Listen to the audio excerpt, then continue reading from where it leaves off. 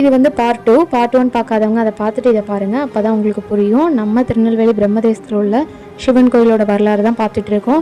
இதே ஊரில் 4000 அம்மன் அப்படிங்கிற ஒரு கோயிலும் இருக்குதுன்னு சொல்லியிருந்தாங்க. நான் போகிற வழியில் தான் அந்த கோயிலும் இருக்குது.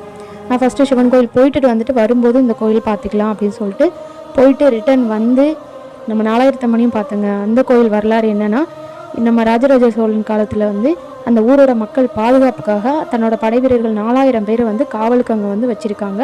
அந்த 4000 படை வீரர்களும் வந்து இந்த 4000 அம்மன் சொன்னோம் இல்லையா, அந்த அம்மன் காளிதேவியாக இருந்திருக்காங்க. இந்த காளிதேவியை அவங்க வழிபட்டதால் நாளடைவில் வந்து 4000 அம்மன் அப்படின்னே பேர் வந்துருச்சு. இதுதான் அந்த காளி கோயிலோட வரலாறு. ஸ்ரீ 4000 அம்மன் கோவில் ரொம்ப ரொம்ப பவர்ஃபுல், நினச்சது நடக்கும் அப்படின்னு என்னை கூட்டிகிட்டு போனவங்க சொன்னாங்க. சிவன் கோயிலில் நான் வீடியோ எடுக்கும்போது எல்லாருமே என்கிட்ட நிறைய பேர் சொல்லிட்டாங்க, அங்கே 4000 அம்மன் கோயில் இருக்குது, அந்த கோயிலை கண்டிப்பாக பாருங்கள், அந்த கோயிலையும் போய் சாமி கும்பிடுங்கன்னே சொன்னாங்க. அந்த கோயிலுக்கு வந்து எல்லாருமே என்கிட்ட நல்லா அன்பாக பேசினாங்க, ரொம்ப ரொம்ப பாசமாக நடந்துக்கிட்டாங்க.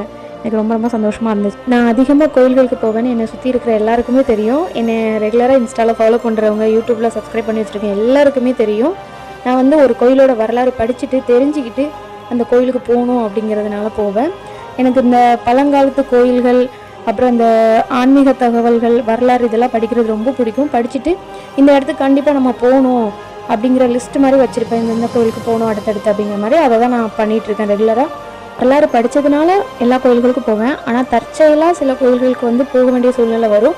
அப்படி போனதுனால எனக்கு ரொம்ப பிடிச்சி போச்சுன்னா அதோட வரலாறு எடுத்து படிப்பேன், இந்த கோயிலோட வரலாறு என்ன அப்படின்னு. அந்த மாதிரி படித்தது தான் அந்த கோயில். இந்த கோயில் போயிட்டு எனக்கு ரொம்ப ரொம்ப சந்தோஷம். அதுலேருந்து இன்னுமே நான் ஸ்டக்காகி நிற்கிறேன்னு தான் சொல்லணும். இன்னுமே வெளிவரல. அவ்வளோ அழகான கோயில். நான் செஞ்ச பாக்கியம் தான் சொல்லுவேன். நான் செஞ்ச புண்ணியம் தான் அந்த இடத்துக்குலாம் நான் போகிறதுக்கு வந்து எனக்கு கொடுத்து வச்சுருக்கு. வீடியோ பிடிச்சிருந்தா கண்டிப்பாக லைக் பண்ணிடுங்க, அப்படியே கமெண்ட் பண்ணிடுங்க, நம்ம பேஜை ஃபாலோ பண்ணிடுங்க. தேங்க்யூ, பாய். நெக்ஸ்ட் வீடியோவில் பார்க்கலாம். Tata, see you.